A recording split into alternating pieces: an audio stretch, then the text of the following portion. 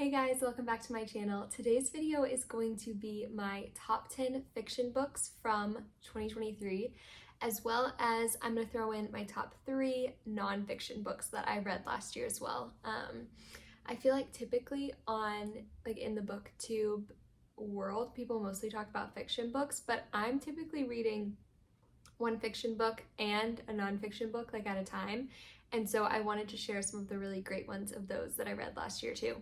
I have been ranking my books out of 100. I am planning on making a video all about that ranking system I'm using in the future, so if you want to see that, go ahead and subscribe.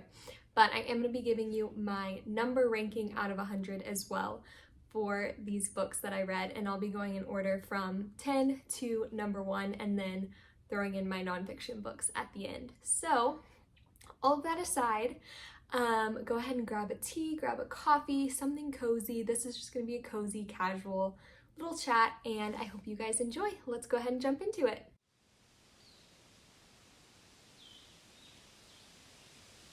Okay, so coming in at number 10 on the list of my top 10 fiction books that I read in 2023 is Tending Roses by Lisa Wingate. I read this book last summer. This one is about Kate, and basically I believe her and her husband and their new baby live in Chicago, and they end up having to go down to her grandmother's farm somewhere in the South to kind of have this intervention for her grandmother who's getting older, and the family's wanting to put her in a home or something because she can't take care of herself and the farm and everything anymore. And basically it's just a family story of her grandmother, other family members that are coming to stay, and kind of just this circle of life tied in with nature and the farm, and this younger generation learning from the older. Her grandmother has this journal that she leaves out that Kate will read, and it's just a really, really sweet, special family book. And I happened to read it, like I said, last summer when my grandmother passed away, and it was just, I read it at a really great time. Lisa Wingate's writing is beautiful, and there were so many good quotes, just such a good family story. So if that sounds like something you would like, I would definitely recommend this book by her. I believe there's some books that come after it, maybe an interconnected standalone kind of thing. So definitely look into those as well if you read this one and like it. I gave this one a 79 out of 100. So the next book is actually not just one book, it's 3 books. It's a series written by Denise Hunter, and that is the Riverbend Gap series. If you watched my closed door video, I actually talked about this series there too, so go ahead and check that one out as well. But basically this series is a romance interconnected standalone series set in the Appalachian Mountains, and each one is about a different sibling in this family. And so the first book is Riverbend Gap. This one is about Katie and Cooper. Cooper is the brother in this family, and basically Katie's driving to this small town in the mountains and gets her car stuck on the edge of a cliff, and Cooper is the deputy in the town, and so he ends up coming and helping save her, and then they go on their way, and they end up re-meeting because they find out that she was on her way to his family's house because she's actually his brother's new girlfriend. And so they have this connection, but then they find out that she's dating his brother, and so it's just kind of how that story unfolds. I think that this is kind of a tricky storyline, I feel to write and do well, and Denise Hunter does a really great job with it. So this book, I believe I gave an 82 out of 100. And then the second book is called Mulberry Hollow. This one is about Avery and Wes. So Avery is the sister, Cooper's little sister, and she's the town doctor. And so one day Wes is out hiking on the Appalachian Trail and gets really sick and ends up at Avery's clinic. And then so she's helping him get better, and then he ends up helping her renovate some stuff, do some contractor work for her clinic and home and stuff. And so it's their romance and story, again, still set in the same small town with the same great family that's a family that everybody just loves and wants to be a part of. Katie and Cooper are side characters in this one after the first book. This one I believe was my favorite. I think I gave it an 83 out of 100. And then the third book is called Harvest Moon. This one follows Gavin from the first book, the brother, and then his ex-wife Laurel, and basically their best friends, Mike and Mallory, tragically die in a plane crash, leaving their daughter Emma as an orphan, and Gavin and Laurel step in to like care for her while they try to figure out like what her permanent solution will be. And obviously their exes, they were married and now they're not, so they're dealing with their own, issues and grief, and also trying to take care of this little girl, also trying to run Mike and Mallory's apple orchard. And so I just really loved this story. I think it's the deepest out of the three of them just because of some of the issues that it tackles in that storyline. But I love seeing Gavin get a second chance at love. I love just the selflessness that Emma adds to the story, the little girl, and I think this one is also just really, really well done in the way that she wrote it, and I gave this one an 81 out of 100. So again, they're all right here in the same ballpark, which is why I put this series at number 9 for my top books of 2023. So coming in at number 8 is also actually a series, but I promise these are the only 2 series I have on my list. I'm not trying to like cheat too much and add in a bunch of extra books to 10, but that series is The Inheritance Games by Jennifer Lynn Barnes. I read all 3 of these books last year, so there's The Inheritance Games, The Hawthorne Legacy, and The Final Gambit. I rated them, I believe, an 86, an 85, and 88, like in order. So I liked the last one the best, and then the first one, and then the second one, but they're all amazing. Like, it's an all-around 5-star series for me. This is a YA, like, mystery, suspense. I wouldn't call it a thriller, but just like a really fast-paced, fun read. It has riddles and romance and mystery, and basically it's about Avery, who randomly finds out one day that she has inherited a billionaire's fortune, and the stipulation is that she has to go live in this mansion with his family for a year in order to get her inheritance. And so you follow Avery trying to like figure out why she inherited all this money from this man, the family trying to figure out why he chose her and why they didn't get money, and they have secrets and like revenge and anger. There are 4 grandsons that were in line to inherit this fortune also, and they're around Avery's age, so you see like their friendship, their relationship with one another. There's a love triangle that comes out of that, and there's just so many like riddles. It's so fast paced. You don't want to put these books down like chapter to chapter, even book to book. Like, you have to find out what happens next.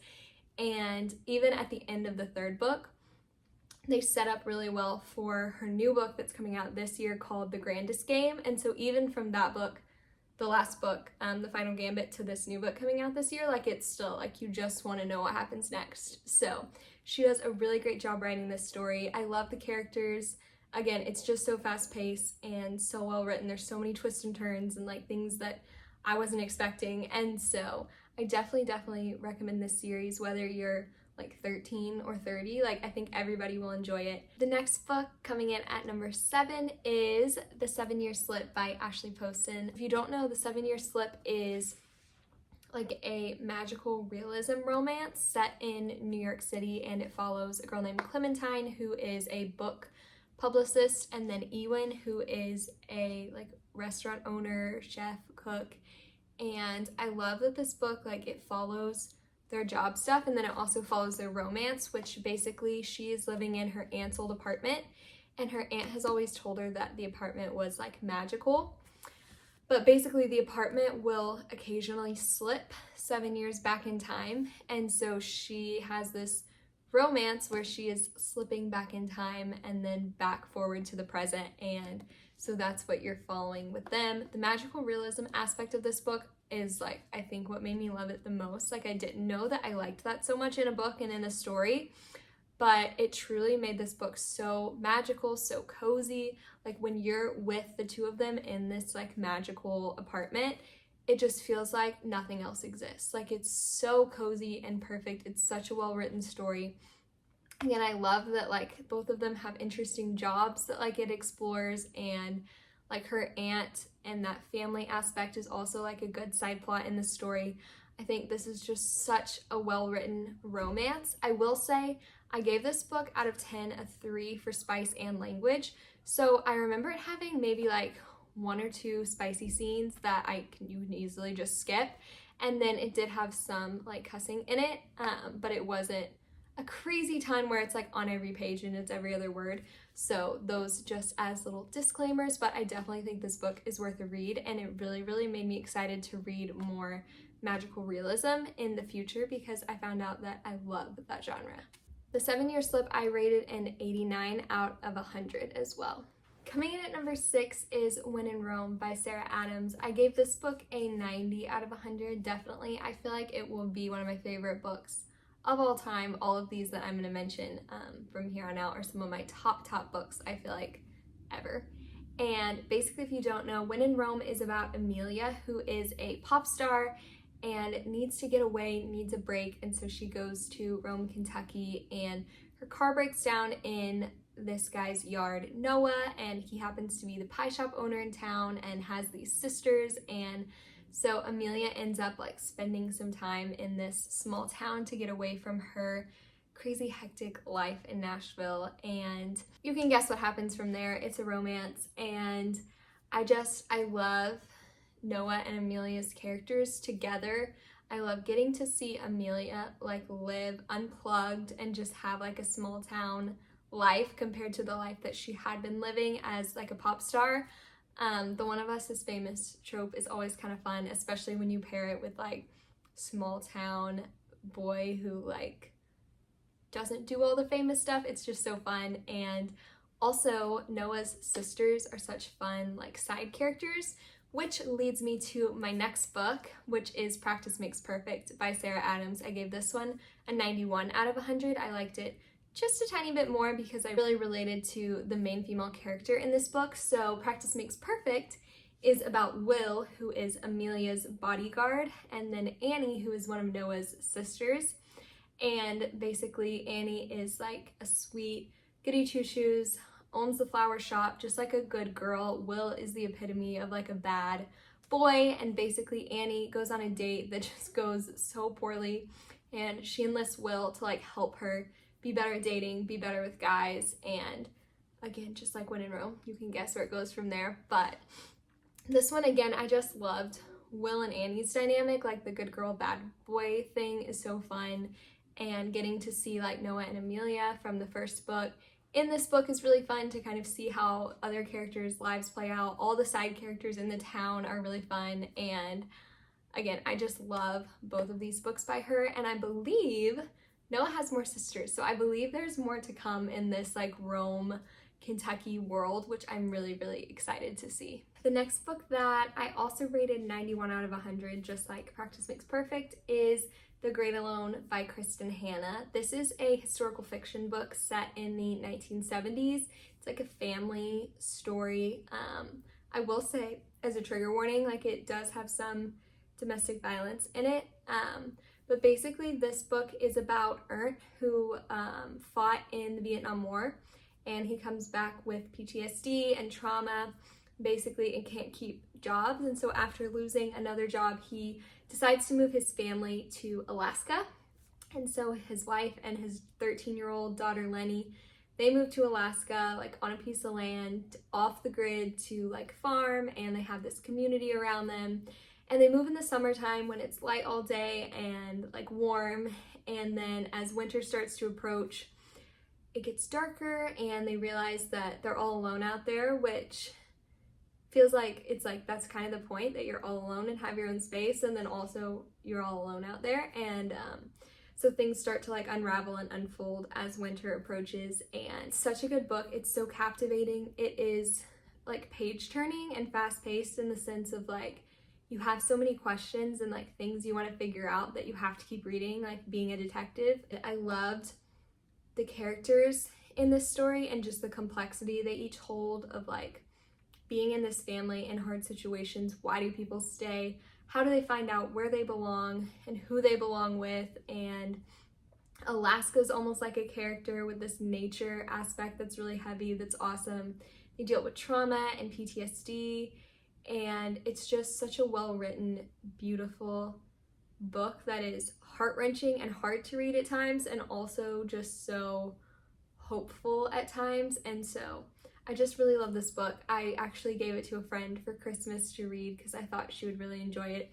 It is long, but it's so good. I promise it's worth reading every page. but it does have a little bit of language. I just wanted to throw that in here in case you guys were curious. Coming in at number 3 is Hello Stranger by Catherine Center. I read this book, it was probably one of the last books I read last year, and also one of my absolute favorites. It was my first Catherine Center book. This is her new release from last year, and it's like a romance general fiction book. I love Catherine Center's writing. I love her characters. And so this one is about Sadie, who is a portrait artist. Basically, she one day is walking in the street, ends up in the hospital. She develops a condition called face blindness, where she can't see people's faces, like she can't recognize people by their faces. Also a love triangle between her and her vet and her neighbor, and she has this really cute dog that she loves. Like, it has so many fun aspects to this story, and I loved the romance in this book. And also one of my favorite parts is just sharing like the inner thoughts of Sadie as she goes through like this hard thing. And I wanted to share a quote that I loved, where she's talking to her like doctor therapist person, and her doctor says, "You're very in your head. I'd like to see you dip down into your heart." And Sadie says, "I like it in my head." And her doctor says, "But that's not really where we live." And I think as somebody, maybe you guys can relate, who struggles with like anxiety or OCD or any kind of like thing where you have trouble being in the present, I just really related to that, of like, I tend to do a lot of like overthinking and being in my head and what are they thinking about this, or is this the right decision, instead of just like feeling, being present, trusting yourself, like all of those things. And so I feel like I also just related to Sadie in a lot of ways in this book. And anyways, I really, really loved this book, her character, the romance, Catherine Center's writing. It's all some of my favorite. Coming in at number 2 is The Last Exchange by Charles Martin. This one I gave a 92 out of 100, and it is basically a romance, a suspense, a mystery, a general fiction. Like, it really has everything that you could want, and it follows Pockets, who is a bodyguard for an actress, Maybe Jo Sue, and it follows this then and now timeline, going through these different chapters in their lives and walking through like hard things and dealing with like being famous. And I don't want to say a ton about the plot. I feel like it's a book where like you just want to pick it up and start reading, and it kind of throws you right into it. And so I just feel like it's better if you experience it without really knowing exactly what's coming. But it's such a good story of love, of selflessness, of just like, there's beautiful quotes. There's, again, like a mystery, like it's page turning in that sense of like, you're not exactly quite sure what's going on in that like suspenseful way. And I just really, really love this book. I love Charles Martin's writing and the way he just weaves these deeper meanings and lessons into his books so beautifully. And so I always recommend his books, but definitely this one that I read last year is a 10 out of 10. And my top book that I read last year, which I also rated a 92 out of 100, is The Rose Code by Kate Quinn. This book really came out of nowhere for me. Like, I haven't seen a lot of people in like the booktube book influencer like world talking about this book at all. This is basically a World War II historical fiction book about a place called Bletchley Park, which was where they did a lot of the Allied code breaking during the war. And so it follows specifically these 3 women, Osla, Mab, and Beth, who work there and become friends. And then it has this then and now timeline, and in the future one of them is in like a mental institution, like she's in confinement, and the other girls, like, there's this rift, obviously they're like not speaking, and then you go back in time and they're like best friends. And so it kind of elicits this mystery of like, okay, what happened there? Like, how did she get put there? Why are they not friends anymore? And so as you're reading, you're trying to figure out this like mystery of what happened. This book has romance, it has a traitor, it has history, it has friendship, it has secrets and mystery. Like I said, like, it really does have everything. And I love that there's 3 main female characters, because I feel like anybody can find one that they relate to. There's also 3 romances going on with the 3 characters. One of them has a trope that I really do not like, and I feel like that was the only thing in the book that I was like, oh, I wish they wouldn't have done that. I just tuned that out, like it wasn't really a big part of the story. And other than that, this book was like so good. It was fast-paced. I couldn't put it down. It's like 620 something pages, but I flew through it. Like, I was so intrigued. I found out I love historical fiction. I learned so much about like World War II and life at this like code-breaking place and how they did things. And obviously I know everything in historical fiction books is not like pure facts, but it was just so good. And again, I don't feel like people are talking about this book. So if you like historical fiction and you haven't read The Rose Code, I would highly recommend picking it up. It was so good. I don't remember any spice, maybe a tiny bit of language, but I really don't remember anything crazy in this book. I laughed, I cried. Like, this book, like I said, it just has everything. And so I think that's why it was probably my top book from last year. So that is the end of my fiction list of my top books from 2023. And now, as a little bonus, I wanted to just throw in my top 3 nonfiction books, because like I said, I'm normally reading a fiction book and a nonfiction book at the same time, which I tend to read fiction books a lot quicker than my nonfiction books because I'm trying to like soak up more information when I'm reading them. But I still wanted to mention my top 3 that I read last year for you guys. The third book on my little nonfiction list is The Power of Place by Daniel Groff. It's choosing stability in a rootless age. I thought this book was just really insightful on like how to put down roots, why it's important, how to build community, friendships, in church, like whatever. It talks about all these different aspects. And one of my favorite quotes, it says, "But what if there are necessary and voluntary limits we must submit ourselves to in order to experience home?" And I just think that everybody in the world right now, especially the younger generations, are searching for home and belonging and a place that they feel like seen and known. And he just puts this question out there of like, what if there's limits? Like, what if in order to experience those things, you have to choose to stay even when it's hard or it's not ideal or there could be something better? And so basically, I just think this book was so powerful. I learned so much from it. So whether you are thinking of moving or you feel stuck and stale in the place where you live, I definitely think this book is worth a read. I gave this one an 87 out of 100, I believe. Okay, and then number 2 is the book Praying Like Monks, Living Like Fools by Tyler Staton.